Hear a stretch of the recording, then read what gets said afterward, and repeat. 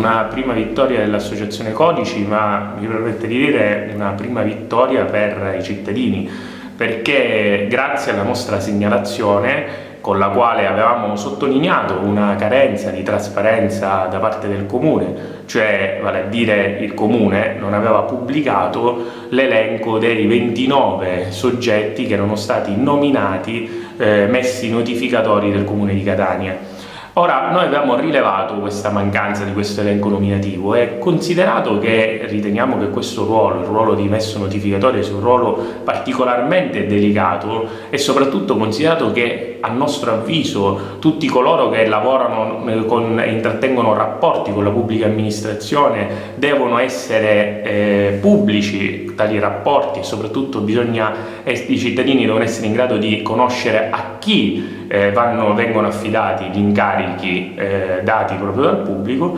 Rilevato che questo elenco non era presente sul sito dell'ente comunale, ci eravamo attivati immediatamente per segnalare questa, a nostro avviso, grave carenza informativa e soprattutto grave carenza in tema di trasparenza. Dopo qualche mese abbiamo appreso che il Comune di Catania ci ha dato ragione e ha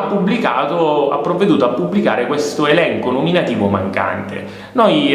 ci riteniamo molto soddisfatti perché riteniamo che questa sia una battaglia di civiltà, una battaglia di trasparenza e prima di tutto una battaglia di legalità. Ora i nomi sono accessibili a tutti, che possono tranquillamente,